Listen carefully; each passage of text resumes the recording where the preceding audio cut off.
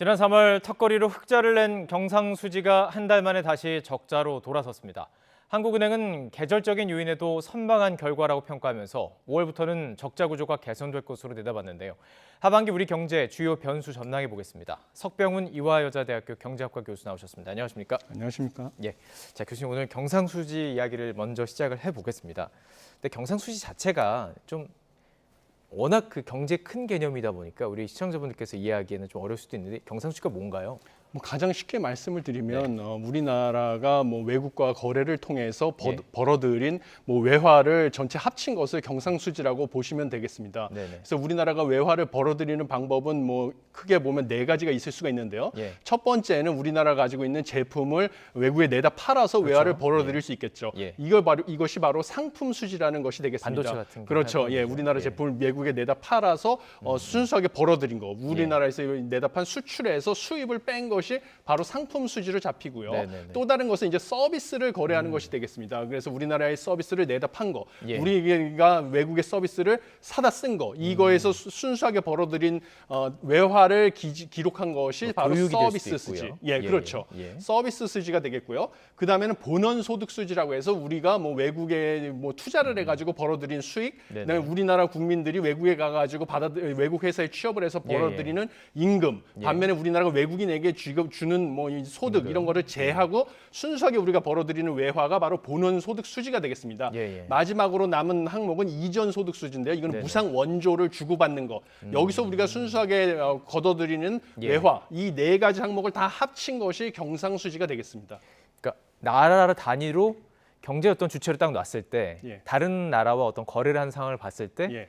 돈을 벌었냐 예. 아니면 많이 썼냐 그렇죠. 이렇게 되는 것일 예, 텐데 그런 것을 나타내는 것이죠. 자 예. 이게 지금 적자로 돌아선 겁니다. 그동안 예. 계속 적자였다가 그러니까 원래는 흐름은 흑자 속에서 예. 최근에 다시 적자가 됐다가 지난달에 한 번 흑자로 돌아섰다 그렇죠. 다시 적자로 돌아선 예. 거예요. 그러니까 예. 한 나라 자체가 벌어들이는 금액보다 나간 금액이 더 많다는 것이죠. 적자가 된 예. 거예요. 예. 자, 어떤 요인이 있는 건지 어떻게 분석하십니까? 이번에 갑자기 우리나라가 다시 적자로 돌아선 것은 크게 서비스 수지, 예. 그다음에 본원 소득 수지가 적자로 돌아섰기 조금 때문에 전에 설명해 주셨던 예. 서비스 수지 중에서는 가장 큰 이유는 여행 수지의 적자가 여행.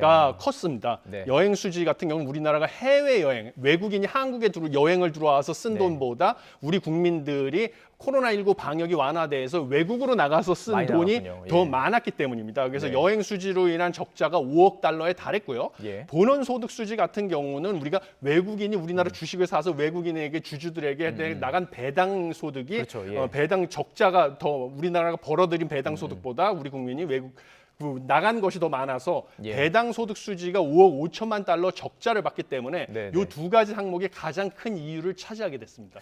이렇게 적자가 나면 뭐가 문제인 건가요? 그러니까 딱 생각만 해도 어쨌든 해외로 이렇게 돈을 이렇게 쓰고 주고받는 건 달러로 하기 때문에 일단 달러가 많이 빠져나갈 것 같고 그것 예. 때문에 환율도 좀 걱정인 거는 조금 추정이 가능한데 어떤 문제들이 있을 수 있는 거예요? 적자가 많이 나면? 사실 우리나라가 빠르게 경제를 성장을 하면요. 예. 앞으로 우리나라의 미래 그 소득이 더 늘어날 것으로 예측이 되기 때문에 네. 경상수지가 단기간에 적자가 되는 것은 큰 문제가 될 것은 없습니다. 왜냐하면 네네. 우리가 경제 성장이 빠르게 일어나서 미래에 더 큰 소득을 창출해서 지금 적자인 것은 나중에 메꾸면 되는 것이기 때문에요. 예. 그렇지만 우리나라 같은 경우는 다른 나라하고 다르게 수출이 경제에서 차지하는 비중이 그러니까요. 큰 예, 예. 대외 의존도가 높은 나라입니다. 예. 그래서 우리나라는 경상수지 적자가 지속되게 되면 예. 우리나라 경제의 기초 체력에 대한 우려가 외국인 투자자들에게 커지기 시작합니다. 예. 그러면 외국인 투자 자금이 국내 주식 시장이나 채권 시장에서 빠져나갈 수가 있고요. 돈을 뺄수 있군요. 예, 그러면 환율이 또 급등하게 되고 네. 이렇게 되면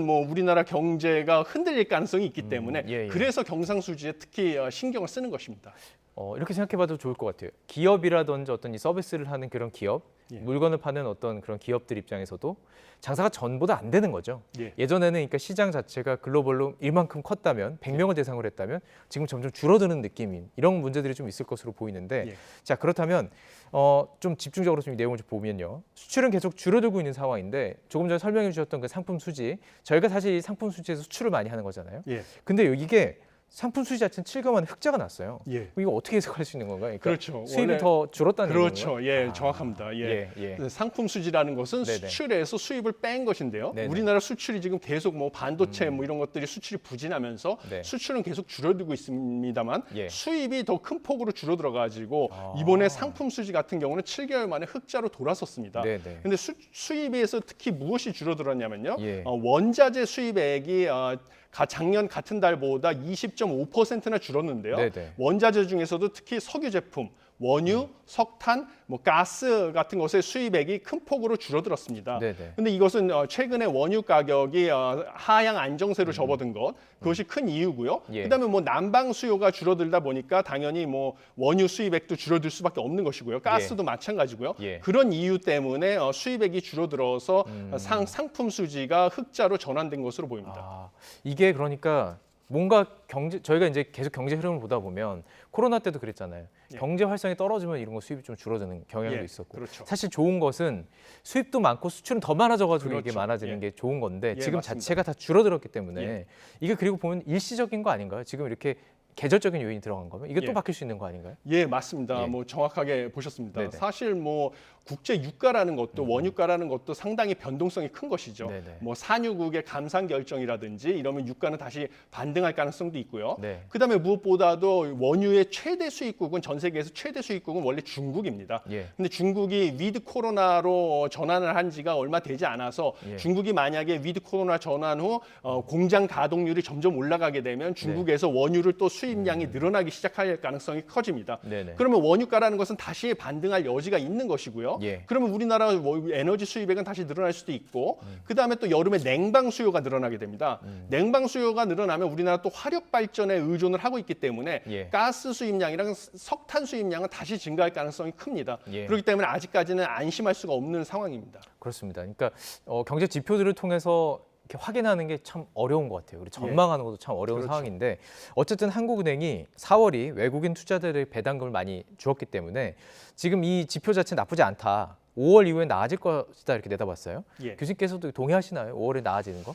아, 예. 그런데 좀 상당히 물론 이제 예, 정부 한국은행 입장에서는 예. 국민들에게 낙관적인 그 기대를 심어주는 것, 시그널을 주는 것은 상당히 뭐 중요합니다. 예. 그렇지만 뭐 저는 사실 너무 낙관적이 아직 변수가 많기 때문에 지나치게 낙관적으로 보는 것이 아닌가 하는 우려를 하고 있습니다. 예. 한국은행에서 보는 것은 뭐 앵커님께서 지적하신 것처럼 예. 생각보다 이 배당 소득이 많지 않았다. 배당 소득 적자 폭이 많지가 않았다. 왜냐하면 이것은 국내 기업들이 사실은 배당을 많이 하려면요. 외국인 주주들에게 이득을 많이 봤어야 됩니다. 네네. 이익이. 근데 국내 기업들이 아. 사실은 경기가 침체되다 보니까 예, 예. 이익을 많이 보지 않았어요. 예, 그러니까 예. 배당을 할 것도 많지 않았기 때문에 예, 예. 외국인에게 배당을 많이 안 해줘가지고 배당 소득, 본원 소득 수지 적자가 크지 않았던 것이고요. 예. 그 다음에 뭐 지금 말로는 수출이 1인당 수출액이 점점 증가하는 추세고 예. 그다음에 반도체 수출 감소폭도 점점 줄어드는 추세이기 때문에 예. 반도체 경기가 회복될 것이라서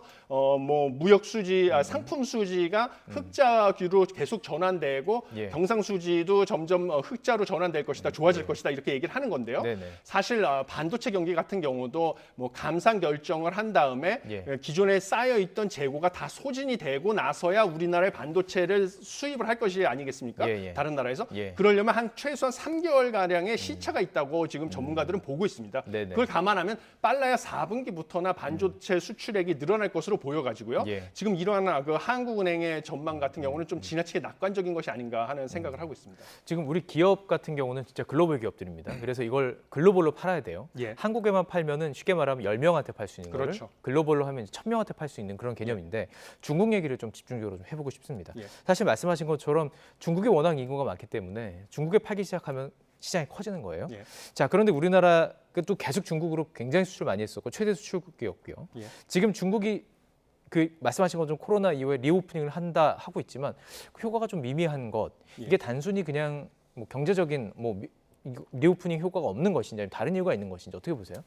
두 가지 이유가 있습니다. 네. 일단 첫 번째는 중국이 리오프닝을 했는데요. 리오프닝을 하면 원래 소비가 늘어나는 단계가 처음에는 방역이 해제가 되니까 대면 서비스업 위주로 수요가 늘어납니다. 예. 그러니까 대면 서비스업에서 수요가 늘어나는 것은 우리나라 제품은 주로 제조업에 들어가는 중간재인데요. 제조업 제품에 대한 수요가 당장 늘어나는 게 아니니까 우리나라 수출이 늘어날 일이 없죠. 예. 대면 서비스업 수요가 늘어나니까. 네. 그래서 거기서 우리나라 수출 증가 효과가 없는 것이고요. 예. 두 번째는 한국과 중국 간의 무역 구조가 원래는 한국에서 중국에 중간재를 납품을 하면 중간재를 이용해서 중국이 최종 소비재를 만들어서 내수용으로 쓰거나 수출을 하는 구조였습니다. 예. 그런데 중국에서 우리나라에서 수입해서 쓰던 중간재인 자동차 부품이라든지 예. 디스플레이, 뭐 2차 전지 이런 거를 상당 부분 자급화에 성공을 했습니다. 중국도 성공했군요. 기술 발전을 예, 해서. 예. 이런 구조적인 변화 때문에 중국에서 뭐 대중 수출이 예전처럼 많이 늘어나지 않을 가능성이 커졌습니다. 네네. 예, 그런 예. 것을 좀 리오프닝 효과를 우리가 아직 보고 있지 않는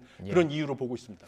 물론 이제 전 분야는 아니긴 하지만 예. 정치적으로 지금 중국이랑 우리와 좀 사이가 뭐 껄끄러운 건 사실입니다. 예. 근데 중국 정부에서 이런 것도 이렇게 직접적으로 나서서 타격을 갈 수 있는 건가요? 그것도 사실입니다. 지금 예. 미중 갈등 와중에 예. 중국에서도 한국이 뭐 안보도 미국에 의존하고 있는 상황이다 보니까 본의 아니게 미국 편에 쓰다 보니까 중국 내에서도 또 뭐 애국 소비 운동 이런 게 일어나서요. 네. 원래는 화장품 같은 경우도 한국산 화장품에 대한 인기가 높았는데 예. 지금 마스크를 착용하지 않게 되면 화장품 수요가 올라가야 되는데요. 네. 본의 아니게 한국산 화장품에 대한 소비 수요가 올라가지 않고 있습니다. 있어요. 예. 이런 예. 것도 사실 미중 갈등으로 인해서 우리가 본의 아니게 피해를 보고 있는 이런 측면이 있습니다. 사실. 그렇습니다. 지금 반도체가 사실 이런 어떤 뭐 경제 안보 이런 얘기 속에서도 가장 핵심으로 떠오르는데 반도체 수출이 우리에게 가장 중요하잖아요. 특히 예. 이제 반도체도 거의 반토막 난 상황이고 예. 중국이 그러면 조금 전에 말씀하셨던 것처럼 서서히 이제 조금 그 리오프닝 효과가 나온다면 반도체 수출 좀 중국 안에서도 성장할 수 있을까요? 어떻게 보세요?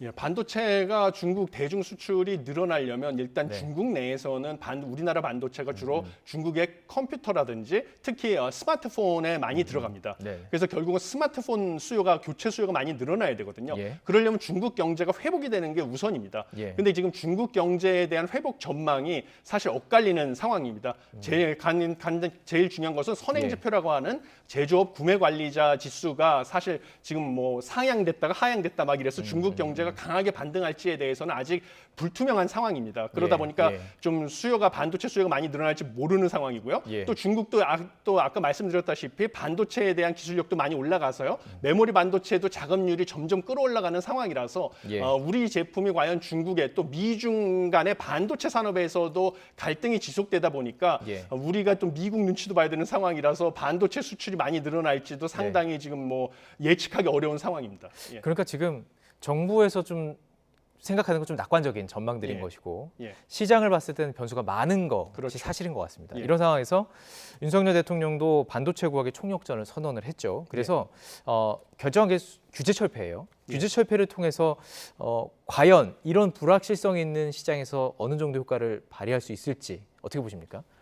뭐 일단 방향성 자체는 좋다고 보고 있습니다. 예. 왜냐하면 지금 규제 철폐도 얘기를 했고요. 예. 그다음에 또 다른 것은 무엇이냐면 고부가 가치 반도체를 집중적으로 육성을 하겠다. 그래서 기존의 시스템 반도체, 메모리 반도체에서도 고부가 가치 쪽에 투자를 하고요. 예. 그다음에 우리나라가 지금 시스템 반도체 설계 분야에서는 좀 뒤처지고 있는데 예. 시스템 반도체 설계랑 그다음에 시스템 반도체 위탁 생산인 파운드리 쪽에도 지원을 하겠다라고 선언을 했습니다. 예. 근데 지금 전 세계적으로 공급망이 붕괴가 되면서 예. 사실 뭐 아마 서로 무역 구조가 재편되는 와중에 우리나라가 반도체 쪽에서 기술적인 우위를 확보하게 되면 네. 사실 미국 쪽 공급망 쪽하고 예. 중국, 러시아 쪽에서도 서로 우리나라를 자기 편으로 당겨가기 위해서 더 나은 조건을 제시할 가능성이 큽니다. 예. 그래서 이것은 뭐 바람직한 전략으로 보지만요. 예. 지금 우리나라 수출이 위기를 겪고 있는 이유는 그동안에 우리나라가 반도체라는 단일 품목에 대한 수출 의존도가 너무 집중됐었고요. 예. 그다음에 또 중국 시장에 대한 의존도가 너무 컸기 때문에 예. 지금 좀 어려움을 수출이 겪고 있는 것이 있습니다. 예, 그래서 예. 반도체에만 너무 지원을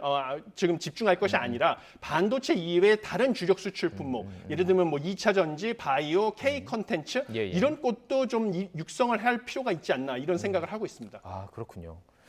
건강인 것 같아요. 그러니까 예. 그 경제는 참 그런 것 같습니다. 우리 몸이 건강하려면 모든 곳에 피를 잘 분배를 해줘야 되잖아요. 한 예. 곳에만 너무 막히기 때문에 예. 그렇기 때문에 참 여러 가지를 동시에 봐야 될 것 같습니다. 자, 증시 얘기를 또 해볼 텐데, 자, 우리 증시가 1년 만에 2,600선을 돌파했습니다. 그런데 상습장을 주도하는 게 외국인 투자자래요. 이건 바람직한지 궁금하고, 이번 여름에 보통 서머랠리 예. 오른다는 거죠. 예. 이번에는 뭐 이어질까 뭐 이런 뭐 분석이 많더라고요. 어떻게 보시는지 궁금하네요. 예. 그래서 서머 랠리를 예측하기는 아직 좀 시기상조다 이렇게 예. 하는데요. 가장 큰 변수 같은 경우는 일단 미국에서 부채 한도 상향을 한 다음에 지금 8월 말까지 그동안에 미국이 부채 한도 때문에 발행을 못 해왔었습니다. 네. 근데 지금 8월 말까지 시장에서는 단기 국채를 최소 1조 달러까지 최대 1조 달러까지 발행을 할 것으로 예측을 하고요. 그래요? 미국이 예. 그동안에 발행을 못 해왔기 때문에요. 네. 그러면 각종 펀드 투자자들이 미 국채를 자산 포트폴리오에 편입을 시키고자 하는 수요가 있어 왔었습니다. 네. 그럼 1조 달러에 달하는 미 국채가 유동성을 빨아들일 가능성이 커졌고요. 네. 근데 이 1조 달러라는 규모가 팬데믹 이전 3개월의 평균 발행량의 무려 5배나 됩니다. 그래요? 그럼 유동성이 미 국채 시장으로 빨려 들어가면 네네. 이게 미국 증시에도 일정 부분 주가 그렇죠. 하락 영향을 예, 주고 예. 한국 증시에도 마찬가지 영향을 줄 가능성이 우리 외국 큽니다. 투자자가 많으니까. 그렇죠. 예. 예. 그래서 그것이 한국 주식에 영향을 줄 것이고요. 그다음에 제가 계산한 바에 의하면 예. 우리나라 주가가 한국의 경기를 3개월 선행하는 걸로 나타났는데요. 네. 한국의 경기 같은 경우는 한국은행 전망에 따르면 사실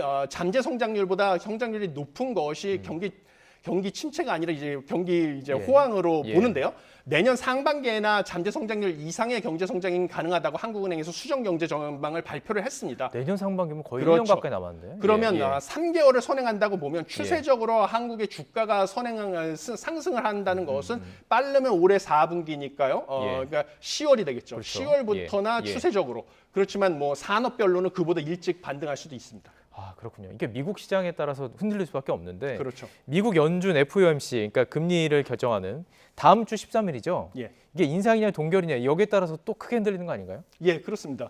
근데 일단 다음 주에는 저는 동결할 것으로 보고 있습니다. 아, 그래요? 왜냐하면 일단 고용 지표들이요. 예. 고용 지표들 같은 경우가 금리를 인상하기에는 예. 고용이 생각보다 과열이 진정되는 것처럼 나왔거든요. 그래서 그 예로는 실업률 예. 같은 경우가 3.7%로 0.2%포인트 증가를 했고요. 네. 그다음에 무엇보다 서비스 물가가 잡히는데 가장 중요한 지표인 시간당 평균 임금 상승률 같은 경우도 예. 4.3%로 0.1%포인트 낮아졌습니다. 예, 예. 이 두 가지 지표 때문에 이번에는 금리를 동결하고 좀 지켜보지 않을까 하는 생각을 하고 있습니다. 예. 동결하게 되면은 그냥 주식 시장에는 크게 뭐 일단 영향을 주진 않을 예, 가능성이. 일단은 호재로 받아들여 가지고 약간은 반등할 가능성이 큽니다. 예. 자, 한국과 우리 기준금리 추이도 계속 이제 유지가 될 텐데 최근에 호주나 캐나다가 금리를 깜짝 인상했어요. 그러다 보니까 이거 혹시 또 미국도 올리는 거 아니야? 이런 걱정이 있는 거거든요. 예. 이 지금 호주와 캐나다는 이유가 있나요? 호주와 캐나다 같은 경우는 네. 캐나다 같은 경우는 갑자기 소비자 물가 지수가 0.1%포인트 상승률이 증가를 했습니다.